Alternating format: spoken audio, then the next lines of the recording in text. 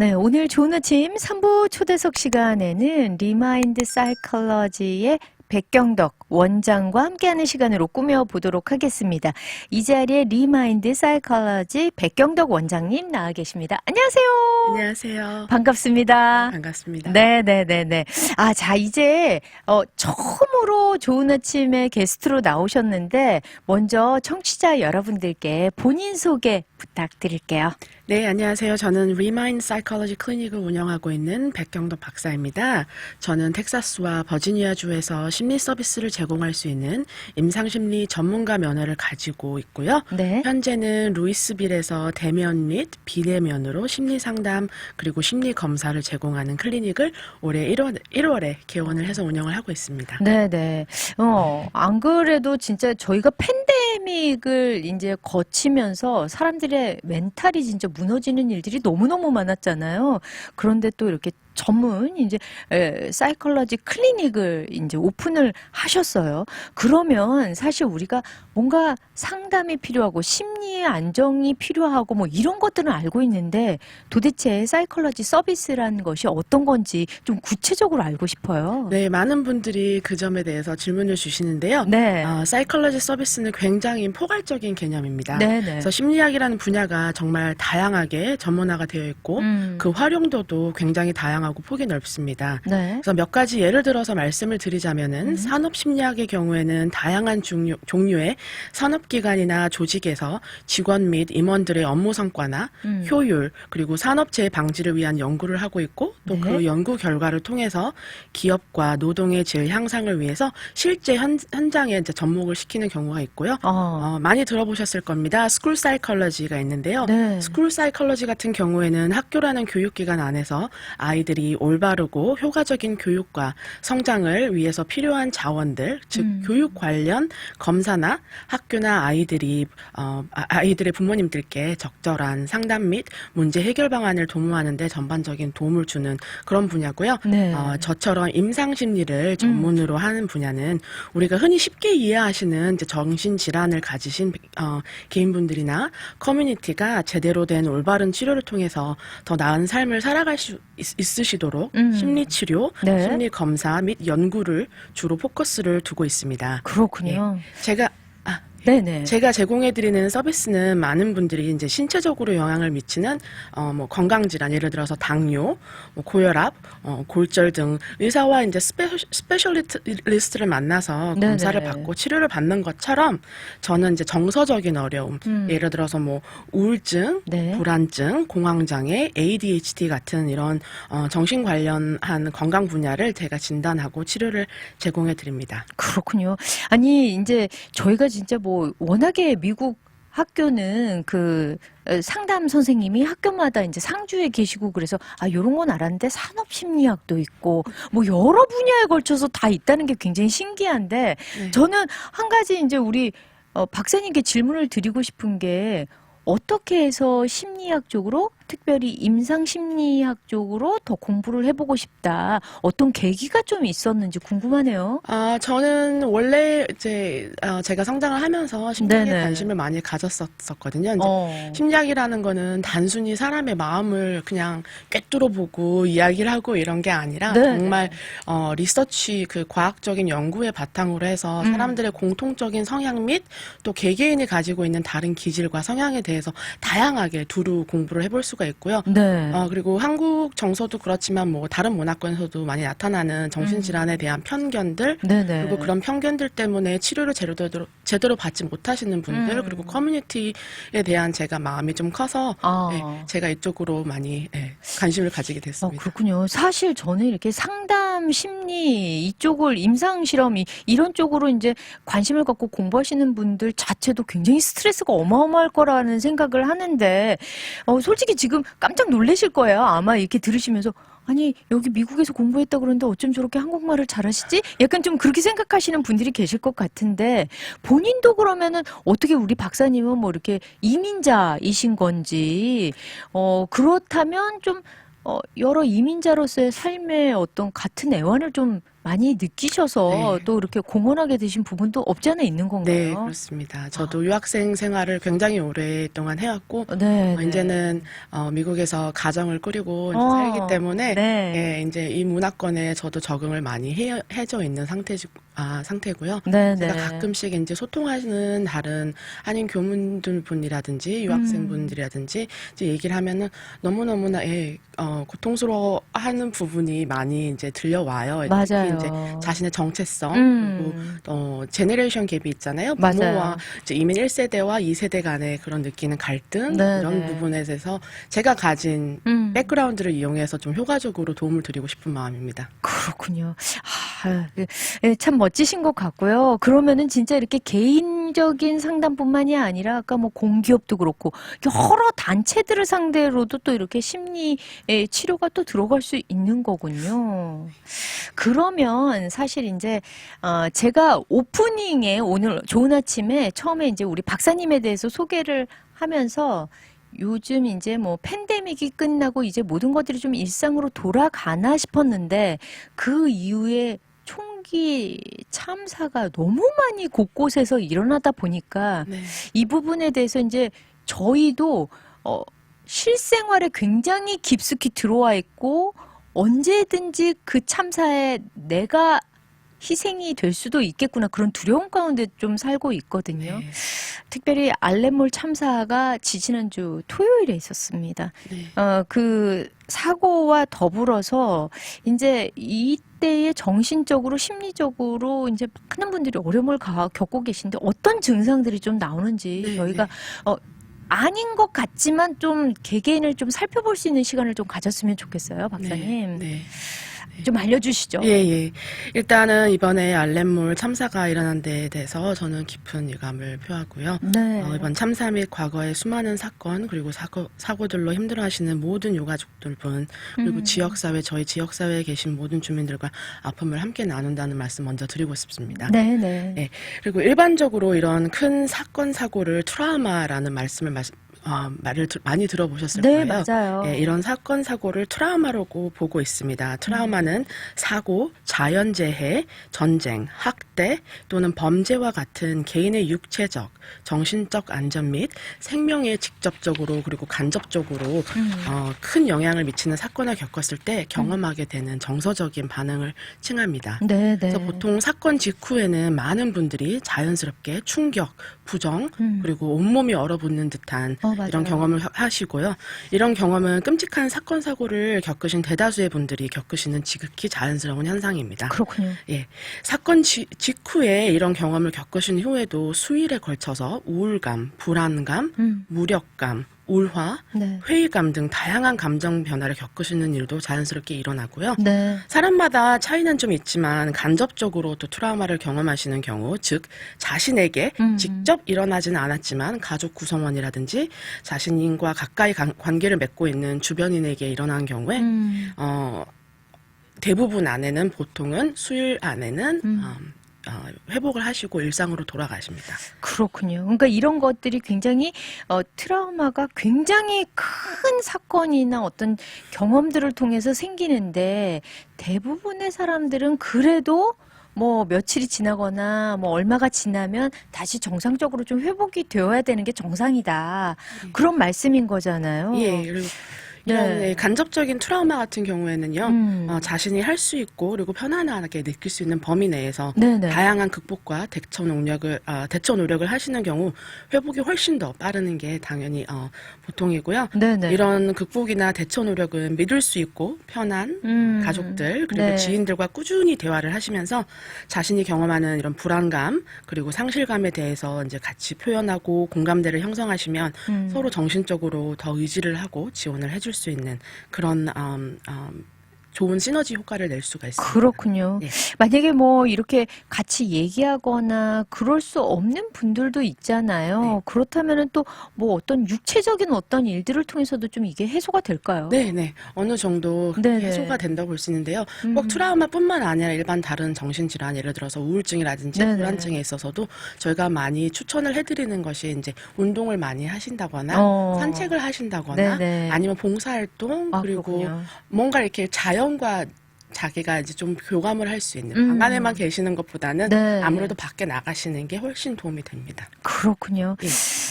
그런데도 이제 이렇게 일상적인 뭐 교우 관계 또는 누군가의 도움을 받고 뭐 활동을 하고 그럼에도 불구하고 이제 이게 자연 치유가 좀 안 되시는 분들이 계시잖아요. 네. 그러면은 이제 일반적으로 어느 정도의 스트레스를 경험을 하게 될 때 이게 특별히 이제 어떤 관심과 주의가 필요한 사람들이 그러니까 네. 잘 뭔가 이렇게 스스로 극복해내지 못하시는 분들을 좀 일컫는 말인 것 같은데 어떤 네. 경우인가요?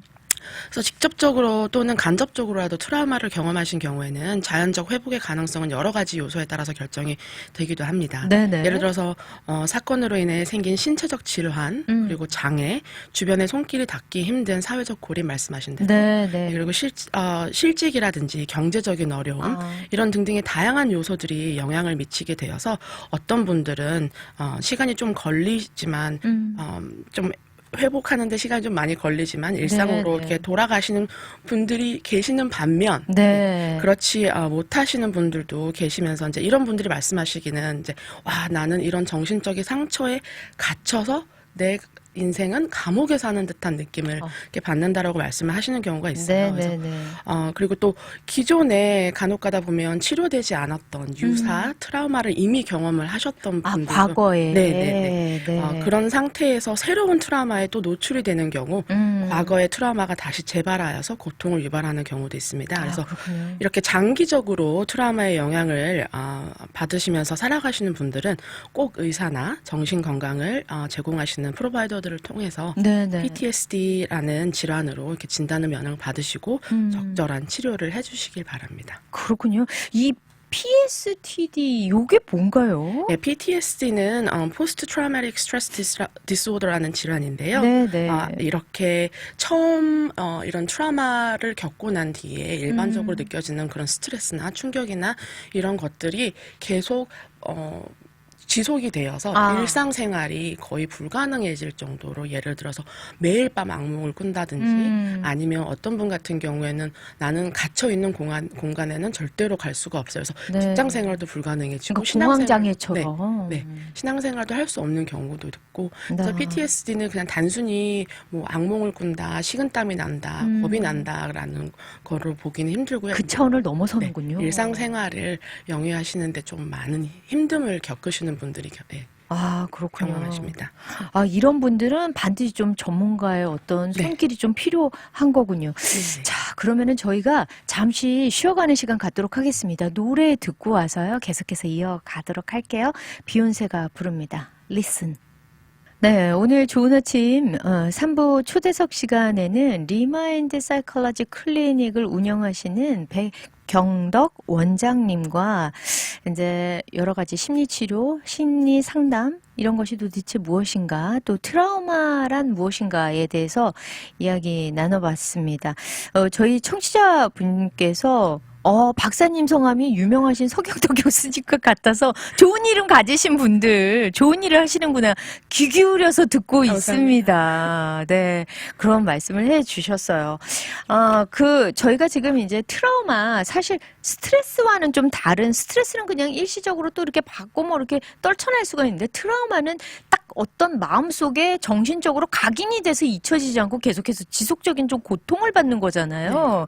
그래서 일상생활이 정말 힘들어지는 상황, 그럴 때 이제 어떤 전문가의 도움이 좀 필요하다, 뭐 이런 말씀을 해 주셨어요. 네. 그렇다면 이제 사실 저희가 이 시기에 알렌 참사를 겪고 나서 그 현장에 계셨던 분도 계시고 유족분도 계시고 또 그 소식을 전해들은 특별히 이제 한인 커뮤니티에 직격탄을 진짜 좀 맞았거든요. 정말 큰 충격으로 다가왔는데 이렇게 이제 어떻게 보면 한 공동체가 전체적으로 조금 트라우마를 겪고 있다? 뭐 이런 생각이 좀 들거든요. 어떻게 보시나요? 네네, 맞는 말씀이십니다. 그래서 집단 우울감을 이제 호소를 하는 커뮤니티가 이제 네네네. 이런 참사들이 일어날 때마다 생기는데요. 그렇군요. 그래서 콜렉티브 트라우마라는 용어가 있습니다. 네네. 총기 난사 사건, 자연재해, 코로나와 같은 이런 집단 감염병, 전쟁, 그리고 커뮤니티 내에 자주 산재하는 폭력성을 띤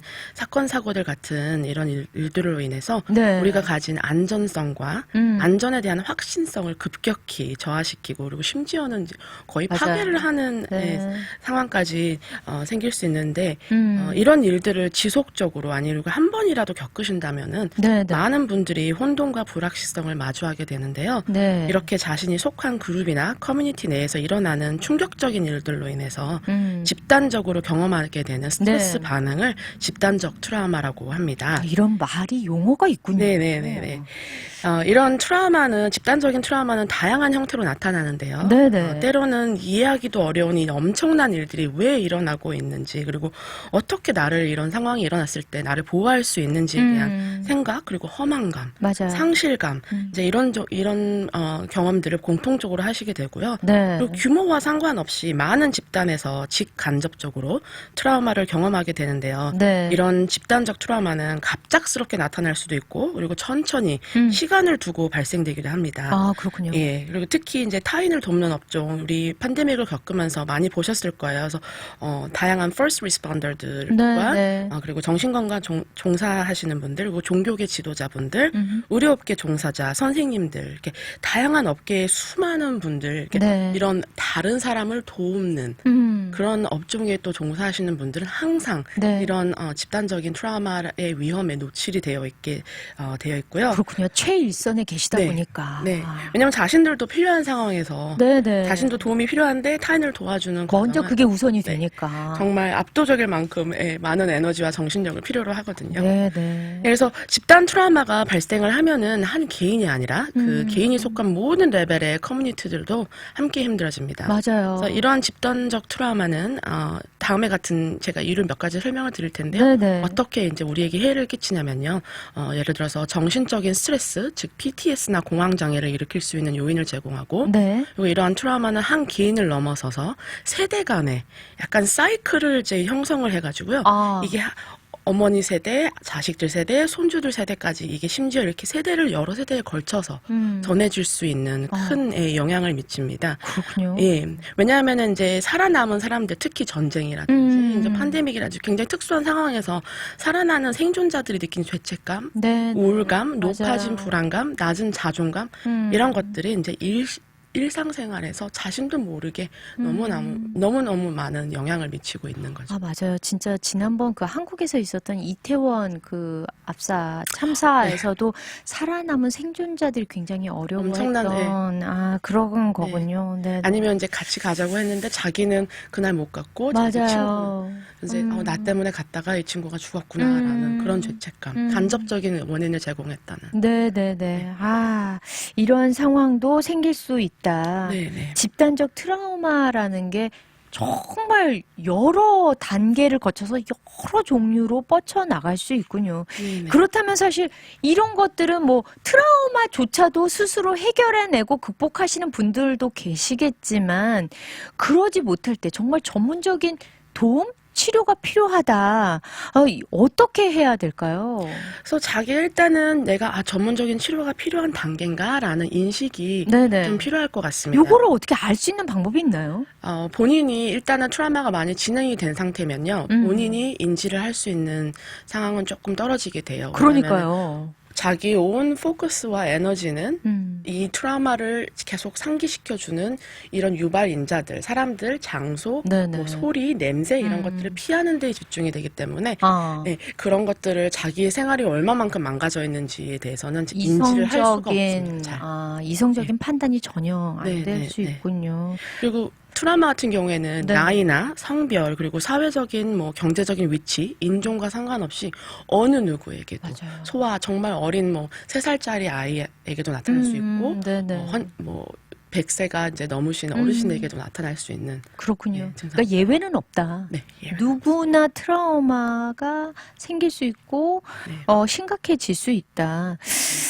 그렇군요. 그러면은 이제 어떻게 그러면은 나는 인지를 못하는데 어떻게 알 수 있을까요? 누군가에게는 노출이 되어야만 도움을 받을 수 있는 거잖아요. 그렇죠. 네네. 네, 이제 제일 첫 번째 증상은 이제 학교를 다니는 학생이라면 학교를 계속 결석을 한다거나, 네, 그렇죠. 일단 네. 행동과 감정 변화에서 많이 빨리 눈치를 주변 분들이 채실 수 있어요. 그렇군요. 가족분들이라든지 네. 교회 지인들이라든지 아니면 친구들 이렇게 보고 자세히 관찰을 하시다 보면은 이 친구 원래 이런 친구가 아니었는데 왜 이렇게 행동을 하고 갑자기 화를 내거나 약속에 자꾸 나타나지 않는다거나 평상시와는 네, 다른. 네. 네. 네. 그런 것들로 이제 좀 알 수 있다. 그러면은 지금 이제 아까 집단적 그 트라우마, 특정 그룹 이제 집단 우울감 요거에 네. 대해서 말씀을 해 주셨는데 네. 지금 많은 한인분들이 요런 증상을 겪고 계시잖아요. 막 네. 계속 슬프고 우울하고 힘들고 뭐 이렇게 되는데 네. 그러면은 이제 요런 경험을 하시는 분들에게 우리가 어떤 것들을 좀 해 드릴 수 있는 건지 요런 좀 팁을 좀 알려주시면 네. 좋을 것 같아요. 일단적으로 이제 자기가 개인적으로 너무너무 힘든 상황에 이제 트라우마 때문에 아직 힘든 상황은 아니다. 네네. 하지만 우리가 집단적으로 같이 음. 같은 커뮤니티 멤버로서 경험하는 이런 우울감 이런 것들을 좀 줄일 수 있는 다양한 방법들이 있는데요. 그래요? 네네네. 뭘까요? 그래서 몇 가지 제안을 드리자면 일단은 미디어 리포트에 노출되는 시간과 정도를 좀 줄이시는 거는 좋을 것 같아요. 오히려. 네네. 네네. 왜냐하면은 반복적으로 예를 들어서 사고 현장의 사진이라든지, 네네. 희생자의 사진이라든지 그 사고 현장을 서술하는 그런 네. 글들을 통해서 자꾸 트라우마를 재경험을 하게 되는 경우가 있습니다. 이거는 예전에 한국에서 세월호 참사가 일어났을 때도 며칠에 걸쳐서 이것이 방송이 되면서 맞아요. 많은 분들이 우울감과 무력감, 상실감 이제 이런 것들을 조금 표현을 많이 해주셨었거든요. 네, 그렇기 네. 때문에 본인이 조금 취약하다 싶으신 분들은 최대한 이런 뉴스 미디어는 조금 잘 자제를 해주셔도 좋습니다. 의도적으로 조금 차단을 해라. 네, 네, 네. 그렇군요. 네. 그러면은 뭐 그거 외에 다른 것들을 좀 보고 그러는 것들은 사실 도움이 될 수 있는 그렇죠. 거죠. 그렇죠. 그래서 네. 사회적 커넥션을 형성을 하시는 걸 저는 추천을 드립니다. 그래서 사회적 관계를 형성해라. 네. 친구나 가족들 그리고 지인들 자기들이 믿을 수 있고 편하게 느끼는 사람들과 아무 대화라도 좋으니까 조금 더 이렇게 주의를 환기시킬 수 있고 네. 트라우마 때문에 느껴지는 뭐 이런 무력감, 상실감보다는 뭔가 희망적인 마음을 가질 수 있을 만한 그런 계기를 찾을 수 있는 활동, 그래서 봉사활동이라든지 네네. 아니면 그냥 제가 아까 말씀드린 것처럼 야외에 나가서 등산을 하신다거나 산책을 하신다거나 네. 이제 그렇게 해주시는 것도 좋고요. 네. 그리고 아주 기본적인 거지만요. 잘 드시고 숙면은 정말 중요하고요. 맞아요. 네. 그리고 너무 근데 통상적으로 이게 불면증이랑 또 연결이 되잖아요. 네. 생각이 네. 끊어지지 않으니까. 네. 그래서 운동도 잘 하시고 식사도 잘 하시고 하는데도 불면증이 치유가 되지 않는다 하시면 당연히 의사를 만나서 그렇죠. 네, 적절한 치료를 받으시고요. 네. 그리고 또 제가 따로 이제 저희 업계에서 심리학 쪽에서 추천드리는 거는 마음 챙기기 이제 운동이라고 있어요. 근데 이거는 그래요? 유튜브나 다른 미디어에서 굉장히 활발하게 자료들이 많이 지금 제공이 되고 있는데요. 네. 그래서 영어로 말을 하면 mindfulness고요. 네. 한국말로 옮겼을 때는 죄송합니다. 챙기기. 네, 마음 챙기기라는 활동이 이 있습니다. 말이 너무 마음에 와닿네요. 네. 그러니까 사실은 우리가 보이는 것들은 많이 챙기고 정리를 하는데 보이지 않는 마음은 사실 어지러워져 있고 파도가 네, 일어서 맞아요. 진흙탕이 되어 있는데 네. 챙길 여유와 시간이 없네요. 네. 근데 이제 사실 트라우마를 겪고 계시는 분들이 전에 미리 좀 마음을 챙기기 위해서 산책도 나가시고 봉사활동도 하시면 좋은데 이미 침전 상태에 들어가신 분들은 좀 주변 분들이 알아봐 주시고 이렇게 끄집어내기 위해서 애쓰는 것도 좀 필요하겠네요. 네네. 그럼요. 저는 그 부분에 대해서 정말 중요하다고 생각합니다. 주변 분들이 이렇게 피해 당사자들을 어떻게 케어를 하는지에 대해서 제가 요령을 몇 가지 준비를 해둔 게 맞아요. 있는데요. 그게 너무 필요해요. 네. 왜냐하면 제 주변에서도 우리 자녀가 우울증을 겪고 있는데 그냥 무조건 나오라고 한다고 응하질 않는 거예요. 네. 이럴 때 어떻게 해야 될까요? 네네. 맞습니다. 일단은 제가 말씀드린 것처럼 자세히 먼저 관찰을 해보시길 바랍니다. 그래서 네. 당사자가 말로 표현하진 않지만 평상시와 평상시와는 다르게 기분이나 행동들이 지속적으로 좀 다르게 나타난다거나 당사자들의 가족이나 가족 그 지인들에게 염려 표시를 조금 해온다거나 이렇게 네. 하면은 전문가의 도움을 조속히 받을 수 있도록 도움을 주는 게 굉장히 중요한데요. 그렇죠. 그리고 당사자에게 일단 트라우마를 겪고 나서 바로 무슨 일이 있었어? 나한테 다 말해봐. 이 꼬치꼬치 캐묻는 거는 절대로 제가 권장드리고 싶어하는 내용은 아닙니다. 왜냐하면 진짜요? 이분은 이미 지금 어떤 상태에 있으신지 모르세요. 이렇게 얼어 있는 상태일 수 있고 네네. 약간 현실과 동떨어져서 약간 지금 괴리감에 지금 삼사표실 수도 있고 이미 마음속에서 그거를 다 소화를 해내고 이제 다 생각을 하셨을 수도 있고 아무도 모르는 상황에서 자꾸 그걸 캐묻으면 이분은 다시 그 트라우마 그 상태로 돌아가 버려요. 아까 마치 언론에서 떠들어대는 것들을 계속 노출시켜서 보는 것과 같은 현상이 나올 네. 수 있다는 네. 거군요. 네, 네. 아, 이거 진짜 조심해야 되겠네요. 네, 네. 네. 그리고 이제 이분이 아직 마음의 준비가 어떻게 되는지 모르잖아요. 네. 그렇기 때문에 무조건 너 가서 라고 강요를 한다거나 네, 너무 심하게 권고를 하면 오히려 그거는 악영향을 미칠 수가 있습니다. 그래서 그렇군요. 어떻게 하는 방법이 좋으냐면요.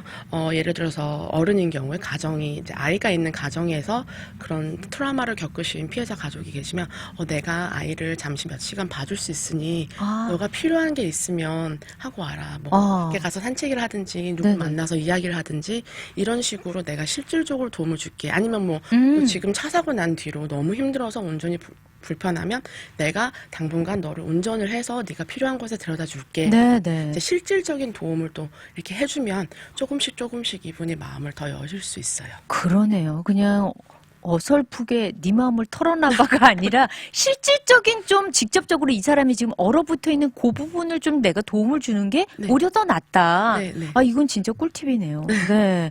아, 그렇게 할 수도 있고 또 어른인 경우에는 또 어떻게 해야 될까요? 지금 뭐 어른들 중에서도 아이들 같은 경우는 내가 조금 보살펴 줄게 그럴 수 있지만 어른들 같은 경우에 깊은 상실감에 빠져 있을 때 어떤 위로의 말을 저희가 좀 할 수 있을까요? 그건 사실 제일 힘든 질문인 것 같아요. 네, 왜냐하면 그쵸. 모든 분들이 경험하시는 게 다르고 필요하신 게 다르기 때문에. 네네. 그래서 정말 왜 우리도 그럴 때 있잖아요. 누군가가 사랑하는 사람을 잃었을 때 네네. 어떻게 말을 해야 되지? 맞아요. 그 말을 하면 돼요. 나 정말 너가 얼마만큼 아픈지 사실 내가 100% 이해한다고 하면은 그건 거짓말일 거야. 진솔하게. 네, 진솔하게. 아, 그렇군요. 그 그렇지만 말이 난 오히려 너가 더. 너 옆에 있고 항상 너가 필요하다면 언제든지 너의 이야기를 들어줄게. 네. 라고 알려주는 거. 그렇군요. 아, 시간이 너무 짧습니다. 벌써 우리 박사님과 헤어져야 할 시간이에요. 박사님. 아, 네.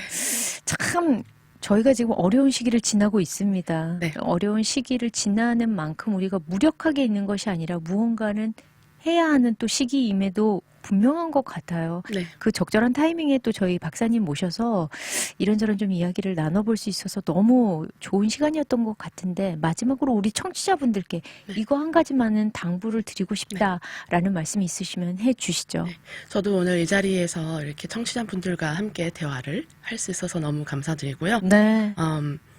트라우마는 누구에게나 일어날 수 있는 일입니다. 그리고 도움을 구한다는 것은 자신이 나약하다는 증거가 아니고 네. 내가 살고자 하는 강한 의지이고 젖먹던 힘까지 짜내어서 나온 강인함과 용기에서 시작되는 것이니까 꼭 도움이 필요하시면 꼭 요청하세요. 오늘 너무 귀한 시간 내주셔서 감사합니다. 네.